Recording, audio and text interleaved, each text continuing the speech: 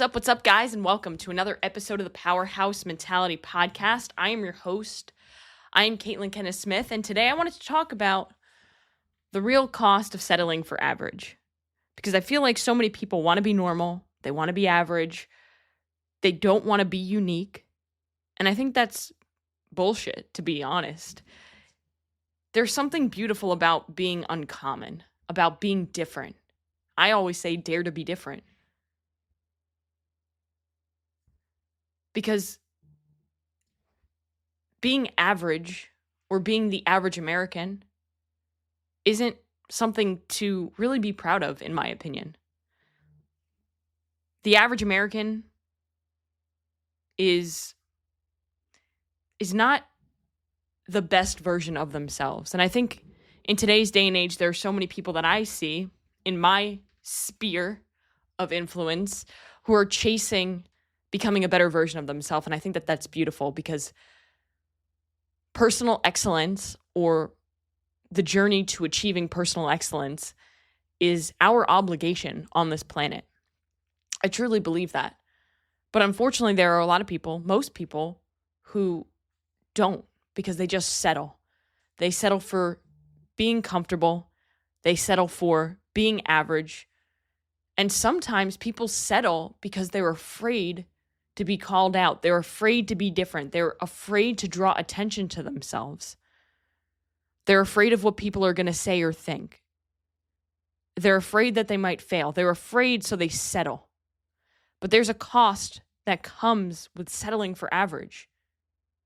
People don't want to invest in themselves, whether it be financially or with eating more nutrient-dense foods, or investing in a coach with your business, or with your fitness, or with your mindset. People don't want to invest in these things because they don't want to pay that cost. However, they don't realize that by not investing in themselves, the real cost is settling for average. Because the average American, 52.4% of Americans are obese.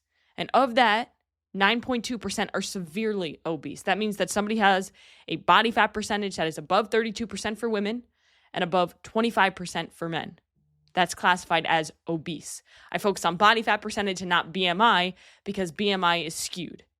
Because somebody who is very muscular, doesn't have a lot of body fat but has a lot of muscle, may have a high BMI, and that's completely skewed.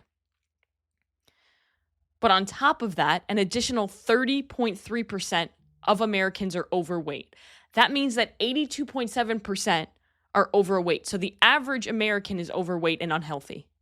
Now, overweight does not mean unhealthy.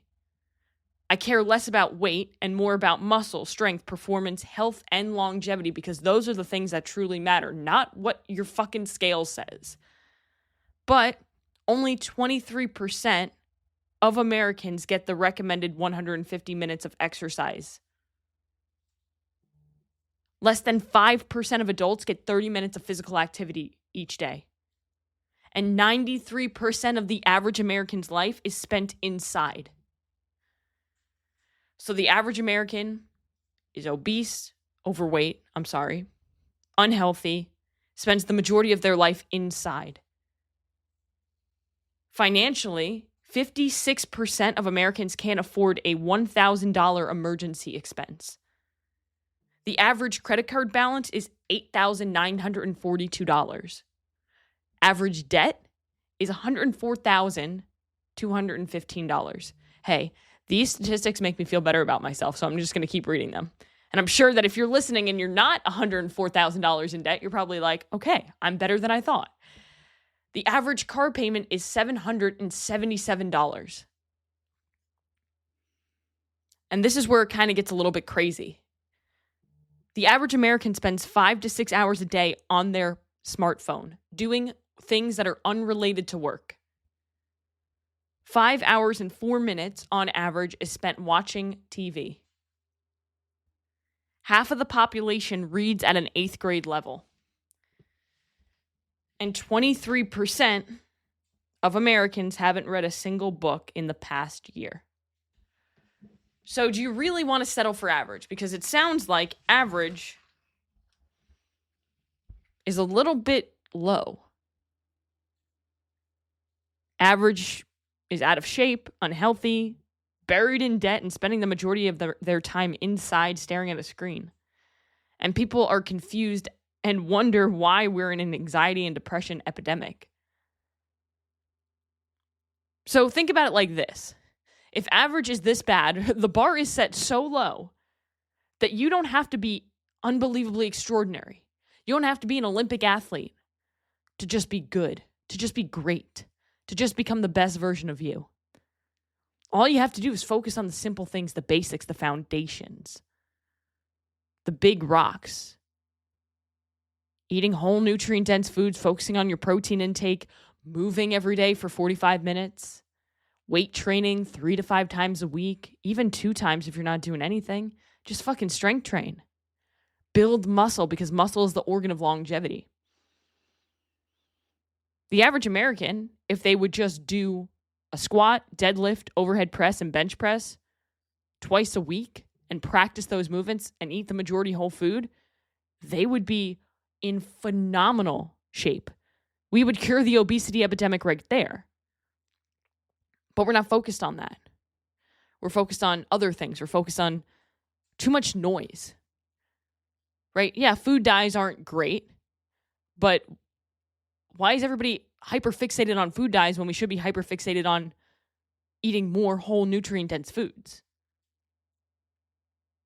Just saying. I think that the food dye thing is a great thing. I think that we should get rid of them. However, it's not going to cure obesity the way that it would if people just strength trained or knew how to strength train 1 to 2 times a week and ate majority whole food. That's when real big changes would happen. And maybe we can't change the entire nation. Maybe one person can't change the entire nation, but you can change your life through doing these things, which creates a ripple effect. If you do it, somebody sees you doing it, they see the results you're getting, they see how much happier and fulfilled you are, they do it. Somebody else sees them, sees their changes, wants it, they do it. It's a ripple effect.